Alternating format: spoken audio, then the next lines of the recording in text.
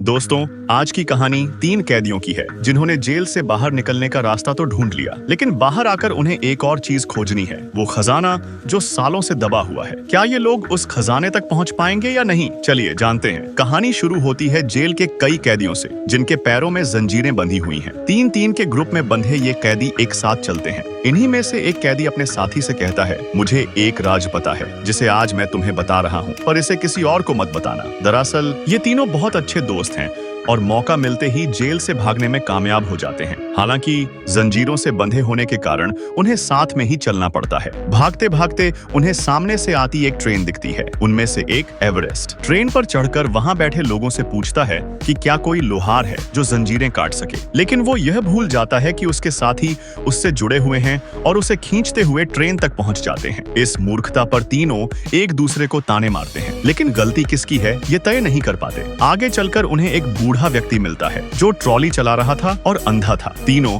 उसकी ट्रॉली पर बैठ जाते हैं। बूढ़ा व्यक्ति कहता है, तुम जिस रास्ते पर चल रहे हो वो सही है, तुम्हें अपनी मंजिल और कुछ ऐसा मिलेगा जिसकी उम्मीद तुमने कभी नहीं की होगी, लेकिन रास्ता लंबा है, जंगल और रेगिस्तान से गुजरना होगा। उसकी बात सुनकर तीनों को यकीन हो जाता है कि कुछ बड़ा होने वाला है। इसके बाद ये तीनों पेट के कजन के घर जाते हैं ताकि वह उनकी जंजीरें काट सके। वहाँ उन्हें खाना मिलता है, लेकिन खाने के बाद उन्हें पता चलता है कि वो हफ्तों पुराना मांस था। रात में एवरेस्ट अपने बालों को संवारता है क्योंकि उसे अपने बाल बहुत पसंद हैं, लेकिन रात के बीच अचानक पुलिस आ जाती है। असल में भी वॉश ने कुछ पैसों के लिए पुलिस को बुला लिया था। पुलिस पूरे तबेले में आग लगा देती है, लेकिन पेट का भांजा अपनी पुरानी कार लेकर आ जाता है और तीनों को वहां से निकाल लेता है। अगले दिन उनकी कार बीच रास्ते में खराब हो जाती है। एवरेस्ट पता करने जाता है कि पार्ट कब मिलेगा, तो उसे बताया जाता है कि इसमें 4 हफ्ते लगेंगे। पेट मायूस होकर कहता है कि जिस जगह खजाना दबा हुआ है वहाँ डैम बनने वाला है और उनके पास सिर्फ 4 दिन का समय है। एवरेस्ट अपने दोस्त को एक चुराई हुई गोल्ड वॉच दिखाता है जिसे बेचकर नई कार खरीदी जा सकती है, लेकिन पेट इस हरकत से खुश नहीं होता। इस बीच सफेद कपड़ों में कुछ लोग वहां से गुजरते हैं। जब डेलम उनका पीछा करता है तो देखता है कि वे लोग पवित्र लेक में स्नान कर रहे हैं। पेट भी स्नान करता है, लेकिन एवरेस्ट नहीं जाता क्योंकि उसे अपने बाल खराब होने का डर था। आगे बढ़ते हुए तीनों एक लड़के टॉमी से मिलते हैं जिसे लिफ्ट चाहिए। टॉमी बताता है कि वो एक क्लब जा रहा है जहां गाने के लिए $10 मिलते हैं। ये तीनों भी उसके साथ क्लब पहुंचते हैं। क्लब के मालिक जो कि ब्लाइंड हैं, उनसे कहते हैं कि विंटेज गाने गाने होंगे और जो भी कमाई होगी उसमें से आधा हिस्सा उनका होगा। तीनों यह डील स्वीकार करते हैं और गाना गाते हैं। बदले में उन्हें $10 मिलते हैं। रात को ये तीनों जंगल के बीच एक कॉटेज के पास खाना खा रहे होते हैं और खजाने से मिले पैसों के सपने देखते हैं। पेट कहता है कि वो रेस्टोरेंट खोलेगा। लमर कहता है कि अपने परिवार का कर्ज चुकाएगा और अपनी जमीन वापस लेगा, लेकिन एवरेस्ट को नहीं पता कि वो पैसों का क्या करेगा। तभी अचानक पुलिस वहां पहुंचती है और कॉटेज में आग लगा देती है। उनकी कार भी झलककर राख हो जाती है, लेकिन पुलिस उन्हें देख नहीं पाती। तीनों वहां से फिर से भाग निकलते हैं। कहानी अब भी बाकी है। क्या ये तीनों खजाने तक पहुंच पाएंगे? सुबह के बीहड़ रास्ते पर चलते चलते तीनों को एक कार दिखाई देती है जिसमें से पैसे उड़ रहे थे। कार रुकती है और उसमें बैठा शख्स उनसे एक पते के बारे में पूछता है। तभी पीछे से पुलिस की गाड़ी आती है और वो शख्स इन तीनों को अपनी कार में बैठा लेता है। कार में बैठने के बाद पता चलता है कि वह व्यक्ति नेल्सन है जो खुद एक शातिर चोर है। नेल्सन समझ जाता है कि ये तीनों जेल से भागे हुए कैदी हैं। रफ्तार पकड़ते हुए नेल्सन एवरेस्ट से कहता है कि वह गाड़ी चलाए और खुद पुलिस पर फायरिंग शुरू कर देता है। गोलीबारी के चलते पुलिस की गाड़ी का टायर पंचर हो जाता है, लेकिन नेल्सन यही नहीं रुकता। वह सिटी के बीच एक बैंक लूटने की योजना बना लेता है। तीनों उसकी मदद करते हैं और लूट के बाद वे वहां से भाग निकलते हैं। रात में नेल्सन अचानक उदास हो जाता है। एवरेस्ट उससे पूछता है, क्या हुआ? नेल्सन जवाब देता है, अब मैं जा रहा हूँ। आज मैंने जो किया उसने मुझे बोर कर दिया है, मुझे कुछ नया चाहिए। यह कहकर नेल्सन चला जाता है। पेट ने समझाया, नेल्सन जैसे लोग हमेशा नया रोमांच ढूंढते हैं। उनके लिए चीजें दोहराव बन जाती हैं, इसलिए वे सब कुछ अधूरा छोड़कर चले जाते हैं। तीनों को अब खजाने की तलाश की याद आती है। वे सोचते हैं कि 1 महीने की मेहनत के बाद भी खजाना नहीं मिला। उनके मन में सवाल उठता है, क्या उनकी यह खोज पूरी होगी?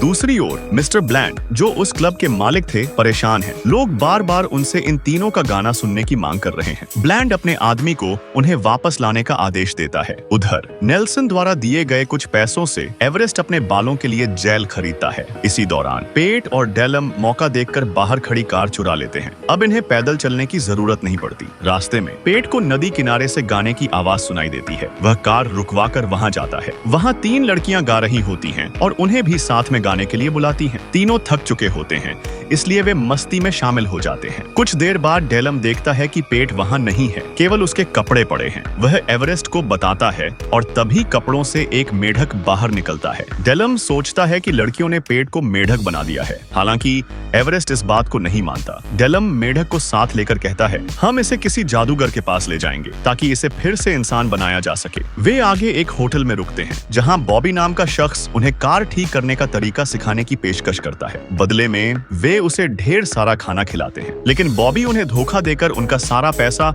और कार लेकर भाग जाता है। इसी दौरान ऑस पुलिस पेट को पकड़ लेती है और उससे उसके दोस्तों का पता पूछती है। जब वह नहीं बताता तो पुलिस उसे प्रताड़ित करती है। डर के मारे पेट सारी जानकारी दे देता है। दूसरी ओर एवरेस्ट और डेलम रास्ते में सड़क पर काम करते हुए कैदियों को देखते हैं। उन्हें लगता है कि उनमें पेट भी है, लेकिन यकीन नहीं होता। शहर पहुंचकर एवरेस्ट अपनी बेटी से मिलता है। वह उसे बताती है कि उसकी माँ अब किसी और से शादी करने वाली है। एवरेस्ट यह सुनकर एक दुकान पर अपनी पत्नी अलीना से मिलने जाता है। गुस्से में वह उससे पूछता है कि उसने सबको झूठ क्यों कहा कि वह मर गया है। अलीना जवाब देती है, मैं क्या कहती, तुम जेल में थे। तभी अलीना का मंगेतर आता है और एवरेस्ट को मारकर दुकान से बाहर निकाल देता है। अंत में दोनों एक थिएटर में जाते हैं, जहाँ कुछ कैदी मूवी देखने आए होते हैं। पीछे की सीट पर पेट बैठा होता है। उसे देखकर डेलम खुश हो जाता है और कहता है, तू जिंदा है, मैंने सोचा था तू मेढक बन गया। दोनों अपने दोस्त को जेल से बाहर निकालते हैं। इस दौरान उन्हें चोटें भी लगती हैं, लेकिन उनके पास अब एक नई उम्मीद है। खजाने की तलाश अब भी बाकी है। पेट उन दोनों को बताता है,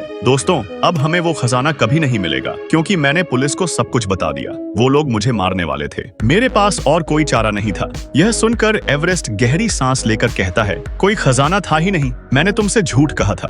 यह सुनकर डेलम गुस्से में बोल पड़ता है, तुमने ऐसा क्यों किया? मेरी सजा पूरी होने में बस 2 हफ्ते बाकी थे और अब मुझे 50 साल जेल में बिताने पड़ेंगे क्योंकि मैं भाग गया। एवरेस्ट की आंखों में आंसू आ जाते हैं। वह कहता है, मैंने यह सब अपने परिवार के लिए किया, अपनी बीवी के लिए जो अकेले सब संभाल रही होगी। उसी के बारे में सोचकर उस दिन तुम्हें लेकर भागा आ रही, क्योंकि तुम मेरे साथ बंधे हुए थे। तुम्हें बेवजह जेल से नहीं भागना पड़ता, लेकिन आज मुझे कुछ भी हासिल नहीं हुआ, सब कुछ बर्बाद हो गया।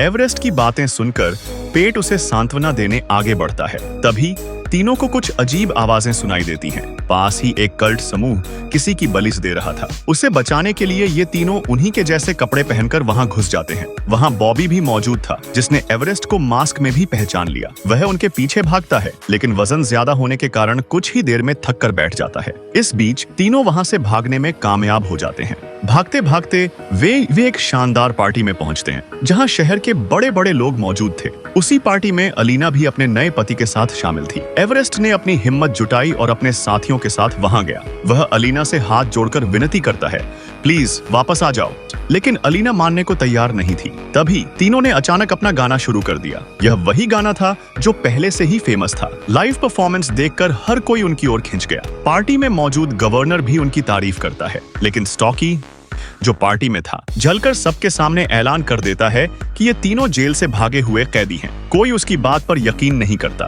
गुस्से में वह अपनी सच्चाई भी उजागर कर देता है। वह एक कल्ट का लीडर है। यह सुनकर लोग उस पर अंडे और चप्पलें फेंककर उसे वहां से भगा देते हैं। इसी दौरान गवर्नर तीनों का साथ देते हुए कहता है, ये लोग बहुत टैलेंटेड हैं, इन्हें बस वक्त और गरीबी ने मारा है। मैं इनकी सारी सजा माफ करता हूँ, इन्हें एक और मौका मिलना चाहिए। लोगों से मिला यह प्यार देखकर अलीना भी एवरेस्ट को माफ कर देती है। एवरेस्ट अब खुश था, लेकिन बाहर निकलते समय उसकी नजर अलीना के हाथों पर जाती है। उसने देखा कि उसकी दी हुई रिंग गायब थी। एवरेस्ट ने पूछा, तुमने रिंग कहाँ रख दी? अलीना मुस्कुराते हुए बोली, वो रिंग मैंने तुम्हारे घर पर छोड़ दी थी। अब वह रिंग चाहिए क्योंकि मैं किसी और की रिंग पहनकर नहीं घूम सकती। अब एवरेस्ट के सामने एक नई समस्या थी। उसके पास पैसे नहीं थे और घर बहुत दूर था। तीनों रिंग ढूंढने के लिए निकलते हैं, लेकिन जब वे घर पहुंचते हैं तो देखते हैं कि वहां किसी की कब्र खुद रही है। तभी पुलिस आ जाती है और उन्हें पकड़ लेती है। पुलिस जेलर से कहती है, गवर्नर ने हमारी सजा माफ कर दी है। लेकिन जेलर कहता है,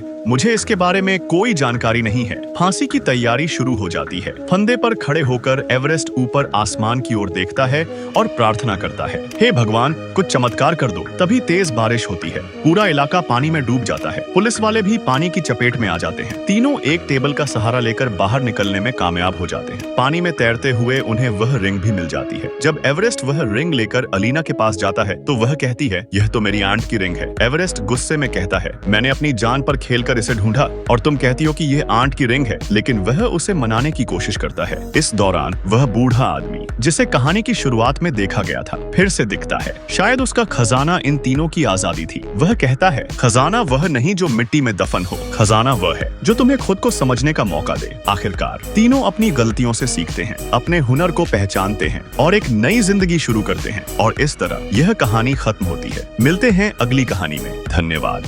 अगर आपको यह वीडियो और कहानी पसंद आई हो तो इसे लाइक, कमेंट और शेयर करना न भूलें। आपके सपोर्ट से ही ऐसी कहानियां आपके लिए लाना संभव हो पाता है। सब्सक्राइब करें और अगले वीडियो तक के लिए बने रहें। धन्यवाद।